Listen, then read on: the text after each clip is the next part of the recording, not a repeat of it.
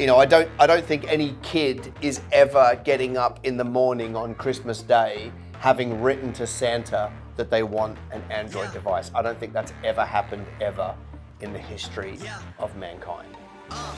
Money make the world go round. I'm trying to get it all right now. Everybody worry about the crown being. Look, homie, I'm the man right now. Talking to a PI kind of time. Well, welcome back to Wes Reacts. This is episode 9.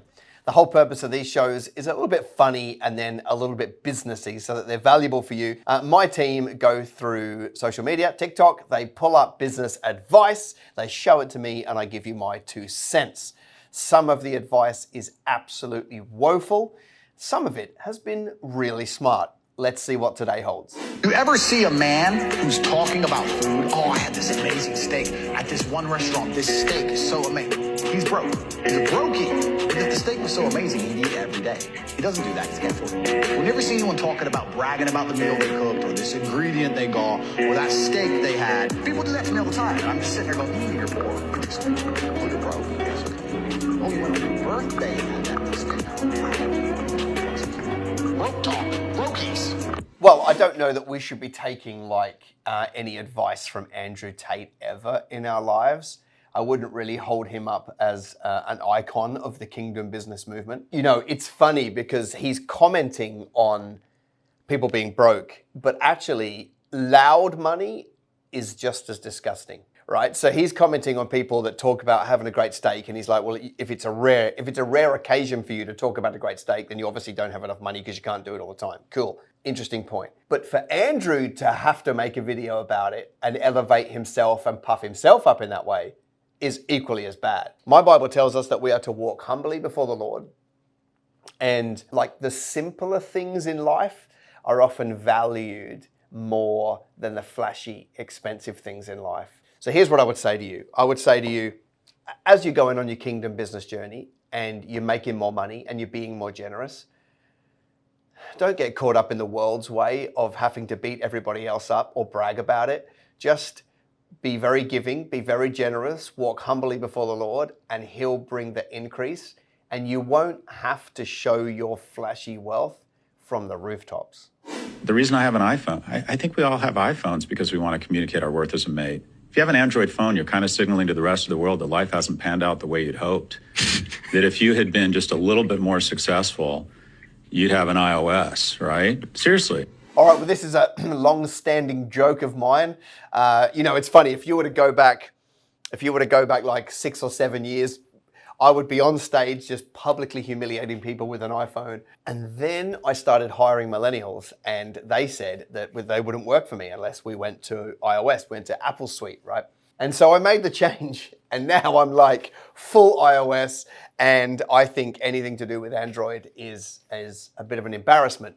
But let me just explain why. As somebody who has used both and invested heavily in both Android and iOS, here's what I've arrived at. I think the thing that I love so much about Apple, having used Android devices, is the efficiency, the speed, and how intuitive their devices are. Now, before you get all upset, right? And some of you are like, yeah, and some of you are like, burn him, on a stake. Okay, well, I've used both. And if I just take the jokes out of it, I am partial to Apple because of the speed with which you can use the devices, right? I care about one thing, speed, efficiency, right? I don't want to spend time. So on my old Android phone, everything required 15 clicks to get to where you want it to go. With an Apple, it's just there, right? It's faster, right? And so, around an office where we might have 40 different Mac products, we can just, airdrop documents. It's super fast. We can bounce back and forward really quickly through the communication tools. It is just faster. And so I don't know about whether it's a status symbol, like old mate is saying here. He's doing it with such a dry face that it kind of is funny. But I do agree with him. I think, I don't think any kid is ever getting up in the morning on Christmas Day having written to Santa that they want an Android device. I don't think that's ever happened ever in the history of mankind.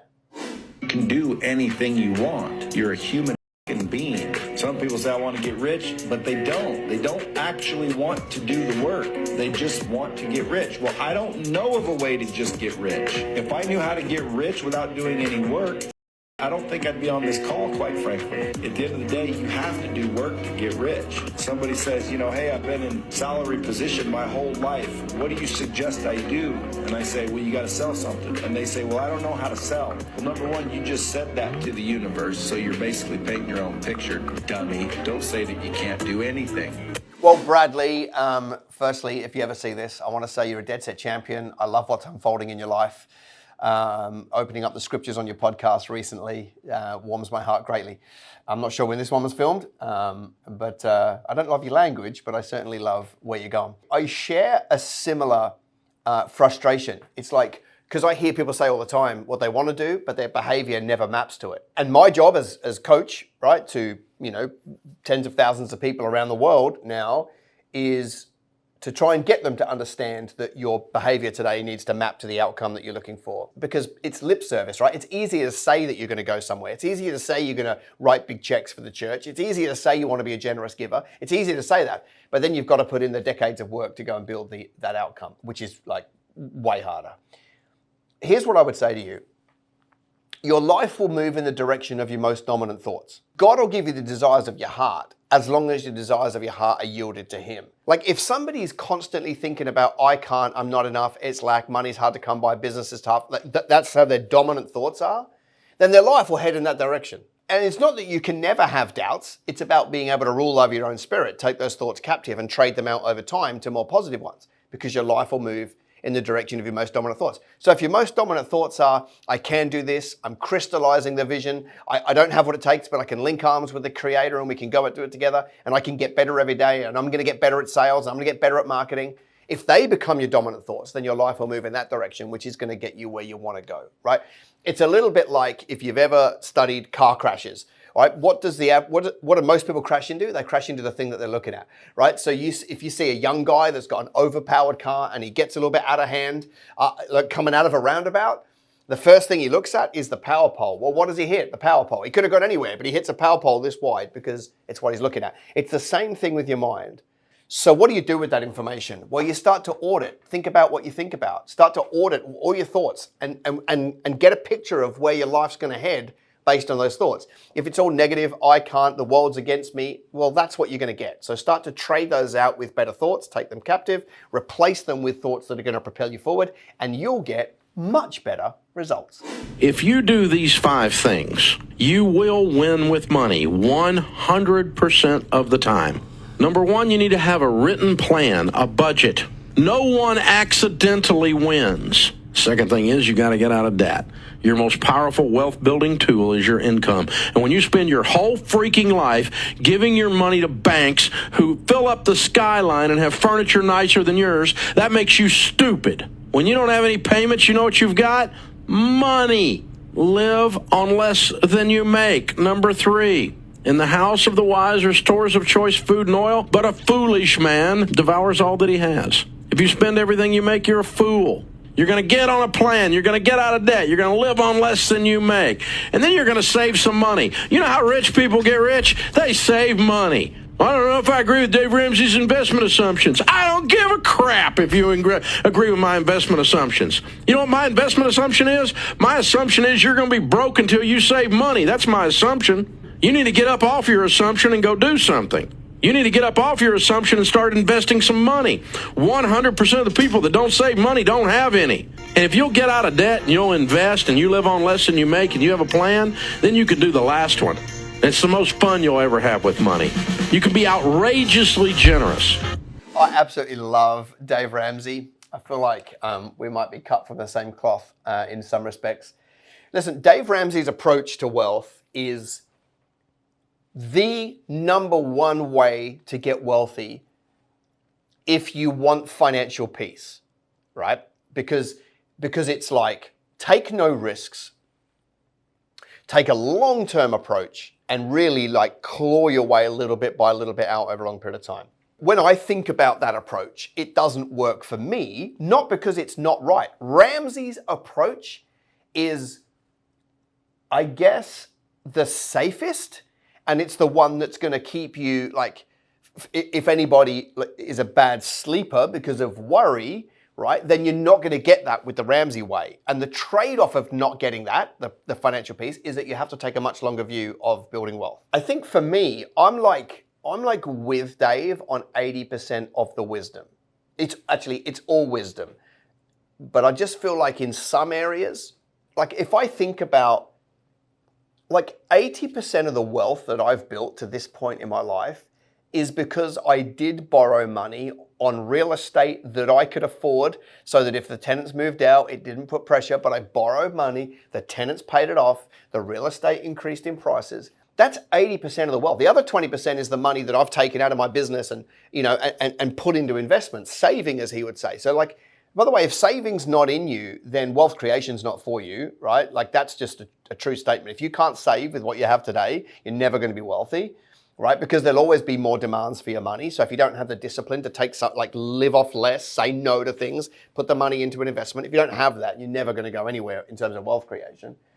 But you've got to do the saving thing, like all of that's true. But I feel, you know, and the credit cards and paying the banks and all that, them having nice furniture, they're all real. But in terms of real estate, as somebody who's chosen business, who had discretionary money from basically day one, you know, it wasn't risky for me. And so never once have I been awake during the night or worried during the day about payments to banks.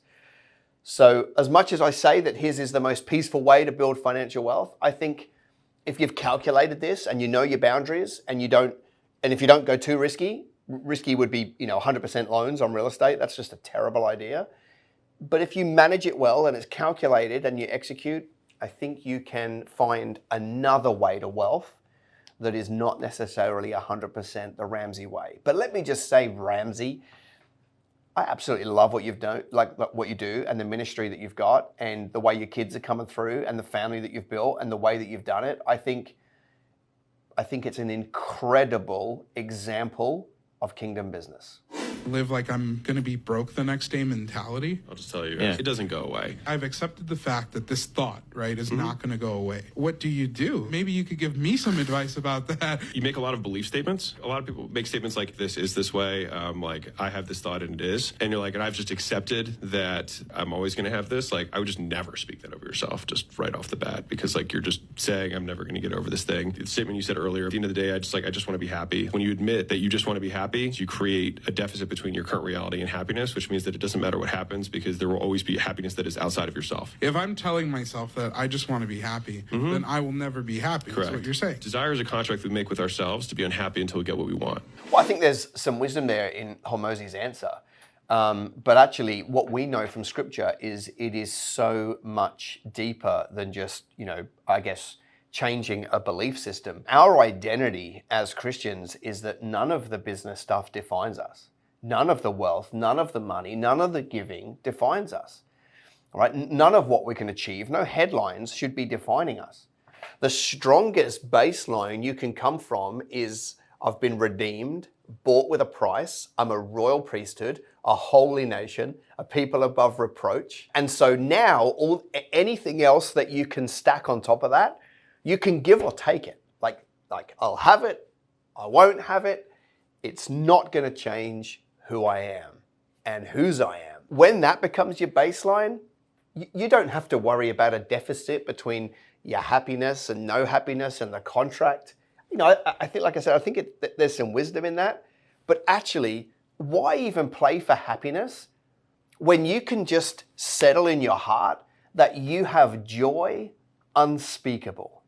And when you have joy unspeakable as part of your identity, then you're not chasing happiness. You've got something better than happiness.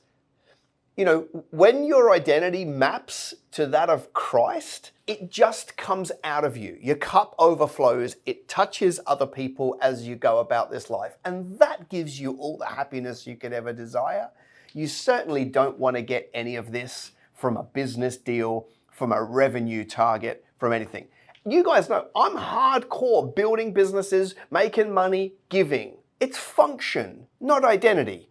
Get the identity right, and then you can give or take the function. What you don't want to do is get the function right and your identity's wrong, because you'll end up ticking all these boxes that you wanted and you won't tick the greatest box of all, which is just to be happy with who you are.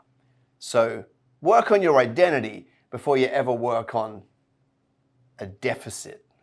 If you're not where you want to be today, don't worry. It's gonna happen. Your ship's gonna come in. That's the worst I've ever seen. If you buy into that, you deserve to be poor forever. The internet, my time is gonna come. Panic and succeed. Well, Tate number 2, I don't even know their names. It's just a classic worldly wisdom, right? Don't wait for your ship to come in, go get it. Okay, cool. That makes sense to me. Except as a believer, like I get that at a surface level. What I take from that is you've got to work hard, right? There is a large work ethic that is missing in 2024 and beyond right now, right? Especially with this generation coming through. They have forgotten what work hard means. They can play computer games hard, but they can't work hard, right? So that's a real issue, working hard. Just separate that for a minute. My Bible tells me that he'll give me the desires of my heart.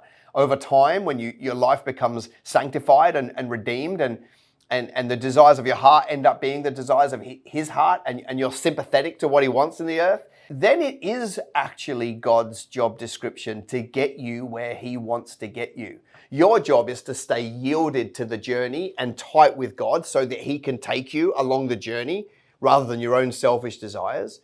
But it's actually God's job. So in a way, your ship will come in. The assignment that he's got for you, the outcome he's got for you, the business, the influence, the impact that he's got for you, he will get you there, but you have to stay 100% committed to the relationship and to be coached by the master coach to get you to go there. So sure, work hard. Tate 2 is right. But you could work hard your whole life and never stay yielded, and you'll get an outcome that won't be fulfilling. Did the dollar collapse?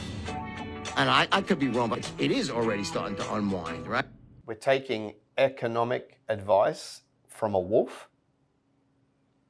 Right? Where you start to see that the dollar now maybe becomes, 50% of the global currency of the world transactions versus 85, whatever it's 80s, in the 80s somewhere, maybe a little lower. That I think it's more a slow decline. I don't think it happens in the next 20 years unless there's some sort of black swan event, like that knocks everything out. I don't think it happens that way. Can the American dollar collapse? I promise you it will. I promise you it will. I can say that because I've read Revelation. Revelation talks about the entire monetary system collapses. So that's going to happen. The American dollar is only the American dollar. It's only the global currency because for the last 250 years, America have been the global superpower, but they've lost that. That America is not the global superpower anymore. Financially, they might still be reputationally, right? But, most of our global economies are moving away from the American dollar already. China obviously want to become the next superpower, and they've been making moves for 20 years, more so in the last 5 years, to move away from the US dollar as the global currency. So the American reign, if you like, as a global superpower is finished. And it's in the tail end of its life cycle. And it's funny, if you go and study global superpowers, we've had, these numbers won't be exact, but there's been like 11, right, over a, 700-year history. At the end of any, reign of a global superpower, because remember, a global superpower starts with a bunch of work ethic and hard work, and over time, prosperity comes. So if you look at America, even over the last 100 years, it's gone from pretty basic to incredibly wealthy. What happens when you get wealth disparity, right, is you get some people, in, let's say America, you get some people that are working for $15 an hour, and then you get billionaires like Elon Musk, and you get a massive disparity of wealth. That happens. Now, that wasn't the case 100 years ago. So if I have an IQ of, 60, and I work in a farm, like picking cotton or whatever, with somebody with an IQ of 160, that person cannot really out-earn me because we're not paid based on our knowledge. We're based on our ability to work hard, right? That person might be able to earn a tiny bit more than me, but they can't out-earn me in a great way. Over time, as you get wealth disparity, you get massive differences. And so what creeps in, of course, is our politicians, right, who see the easy vote. Now, the easy vote, take Kamala Harris, you take Biden, you take the socialists, the Marxist leaders like those guys on the left, they've just looked at because they used to be on the right when it served them, but now they're on the left, right? Because they're looking at this massive group of people that become, I guess, low socioeconomic or middle. They see them as the biggest voting base. So they just change their policy to please them. Now, what do you say? What do you say to the largest community that got left behind financially? You say, socialism works, we're there for you, we'll fund you, we'll give you an easy life in exchange for votes. That's why, you can see Biden getting allegedly 51% of the votes at the last election. So I say all of that to say, look, they're the hallmarks at the end of any empire. We know that to be the case because we've got 10 other examples.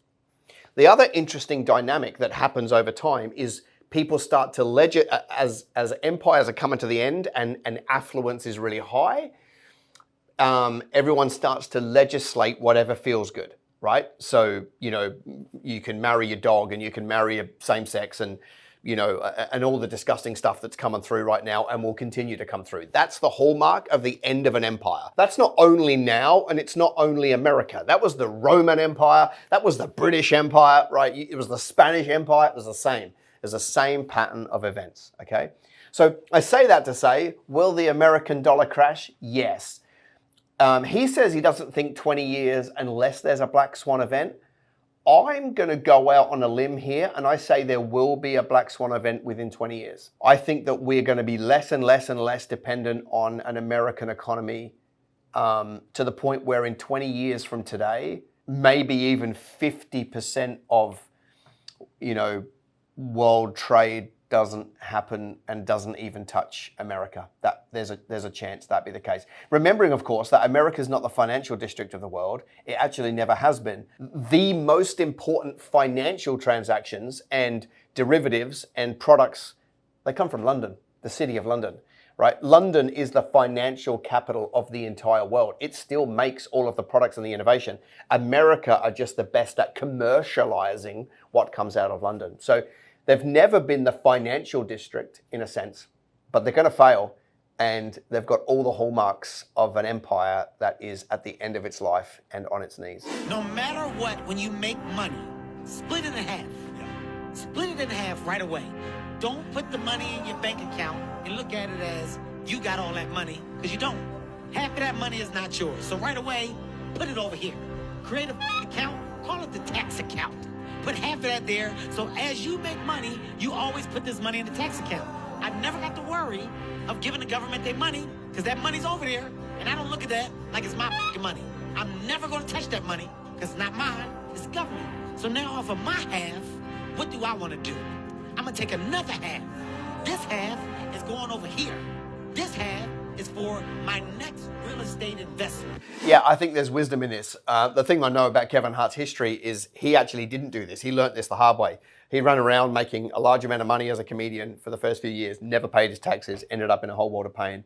And so all this is a framework, it's a structure so that he doesn't get caught out again. I do think people underestimate how much taxes are, right? Taxes are a much bigger portion of your money than you think they are. So I would say, have some structure. Now, in Australia, we've got 25% corporate tax rate and we've got 10% GST. It's probably not 50% that you need to cut out, right? You can figure out, because you'll, depending on whether you take the money personally or whether you keep it in a corporate or whether you put it in a bucket, your structure. It would actually be smart for you to figure out how much of every dollar is taxes for you, okay? And then, yes, cut that bit aside. I know for me, it's not 50%. I don't actually have to put 50% of my money aside for taxes, right? It's more like 37 to 38, bang. So that has to go there. And then with the rest of the money, he cuts it in half for real estate. I give more than half of the remainder to investments. Now that's now. When I first started, it might have only been 20% of the remainder that went to real estate because young family and getting started and investing in businesses and so forth. But today, I might be nudging 70 to 80% of the money left over after taxes is in investments, which means that I'm living off a very small amount, which I like Because it means the investments climb faster. Imagine being so stupid that somebody's out there printing money, and on the counter, you're working for it, and then you're getting taxed because they need your taxes in order to run the government. When they could just print it. It makes no sense whatsoever. So stop working for money. Stop working for a paycheck. Start working towards a life that instills freedom and instills your ability to produce money without you having to work. Now, that may sound like insane for 99% of people, so where do you start? You start by not spending. Start by not being a consumer, but being a producer. So most people are consumers. That's why they're always in the rat race. If you're producing, you're always being able to generate income, but you don't want to be producing just with your time. You want to be producing the systems. Now you have AI, you have automation, now you have software. Dude, you can literally be making money while you sleep. And if you think that's not real, look at all the digital companies that are running. They're making money while the owners are sleeping. Yeah, I completely agree with Luke. We're all programmed that we're supposed to be collecting money, and apparently that, for some reason, is a good idea. It's a terrible idea. Why would you collect what they're printing more of, right? You know, we've seen what inflation means over the last 3 to 4 years. It's out of control. You know, I mean, you know, I've seen leases on buildings going up 7.8% in a year because of inflation. Why would we aim to collect what we can't control? That doesn't make any sense. So for me, you want to end up with real assets, not money, okay? Because real assets is what can fund your lifestyle and fund your giving, you know, in perpetuity for the rest of time, well beyond your life. He talks about not spending. I think you can spend. The bit that 99% of people cannot fathom is the concept of use your business to buy assets, right? Stocks, businesses, and real estate, and use your assets to pay for your lifestyle. Because then it's a sustainable way. You're not trading time for the rest of time. Every time you want to have a nice car or a nice thing, you're not trading. Your real estate buys it, okay? Now, what that means is you're going to have to kick the lifestyle 10 to 15 to 20 years down the road, because you've got to build enough cash to put it into enough assets to get the assets to grow, to throw off cash to be able to fund a lifestyle. That's what I did. I just chose that journey when I was 19 years old. That's just life. I started it when I was younger. I'm 45 now. I could start that right now and it would still be valuable. You could start it at 65. You're just going to have to take a ton more risk, do it a ton faster, get the money out, and maybe you can't build as big up because you haven't got the time. But the concept is still the same. Use your business, take the profits, buy assets.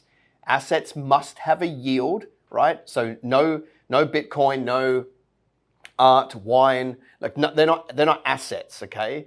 They might technically be, but I think they're bad assets because you're just taking a punt that the day you want to sell them, they're higher. We know that not to be true, right? Many times then the day that you go to retire, things are down or you need your money, right? So that's a risky strategy. Just stick to things with a yield. So real estate has rent, stocks have dividends, business has dividends, right? So take your money, buy assets over time, right? Get those assets to be cash flow positive, and then use that cash to fund a lifestyle, and then all hell can break loose and you'll still be able to live in a great way.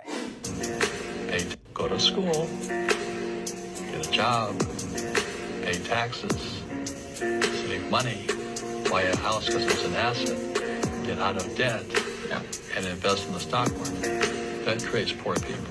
It's a hypnosis train going through your brain. Yeah, I feel like Robert Kiyosaki, who put out some really good books in his early years, really helped me on my journey, has become this real doomsday prepping kind of guy. I mean, what he says is right? You're hypnotized. But I'm really glad that some people decided to do good at school, study as a doctor, become a doctor, and they're going to do that for the rest of their life. I'm really grateful, actually, right, that there are people that chose that path. And although he makes it out to be like dumb or evil or whatever, no, I'm really grateful, right, that a physiotherapist decided to apply themselves at school and then go and do 5 years of physio school to then you go and work as a physio, right? I'm really glad that nurses, got good grades. I'm really glad that those people did that, because if everybody followed his advice, everyone's a business owner. If everyone's a business owner, how do you have any staff? It doesn't work. Let's be practical for a minute, right? That method is actually incredible for most people. The only group that doesn't work for is business people. And it can, by the way, you can go down that path if you're a business person, right? But if you want to be slightly entrepreneurial, you don't have to follow that path. right? I didn't enjoy school. I stayed there until the very end because it was good socially, but I didn't enjoy school. I couldn't do the whole 6 weeks of ramming a topic down my throat and then, and then doing a test to be able to answer it. Like I found no interest in it and so forth. All I did was I just winged it, right? I used R&D long before I started a business. But instead of research and development, back in high school days, it was rip off and duplicate, right? I would just find somebody that I knew was going to get a good result and then quiz them and then write their answers down and repeat them in a test, okay? So you don't have to go down the path of, get a good grades and get your job and jump on the rat race the rest of your time. You don't have to do that. But some people do. Some people do, and I'm incredibly grateful that they do. Like, I want people that work for me that want a career in a job, right? Not everybody can start a business. It's not going to work, all right? So instead of demonizing one way or the other, just choose which way you're going. Are you an employee getting good grades and, and working in a job for the rest of your life? Or do you, and by the way, there's probably a lot of business people that should become that way. You'll earn way more money being employee number 108 at Facebook than you will running your own small business. So some people just need to be like that, but some people aren't. So just choose your path, knowing your own skill set, and just get on with it and do it. And we don't need to demonize one or the other. Money may not be the most important thing in the world, but it affects everything that is. Everything on a day-to-day basis. It affects the food you eat. It affects your level of education. It affects your lifestyle. It affects your health care. It may not be the most important thing, but it does affect everything that is important. Well, the Bible says money answers all things, all right, which is effectively the same thing. Well, that's a wrap on episode 9 of Wes Reacts. A little bit of practical in there, a fair bit of spiritual. Hopefully, at the end, my answers, just give you some handles on things and they become practical for you. That would be my hope. And if there's somebody you come across as you're doom scrolling, send it to me or the team. Tag us in it, right? And that way we can make sure that we comment on it. It's great doing these with you. I'll be in touch and be back really soon.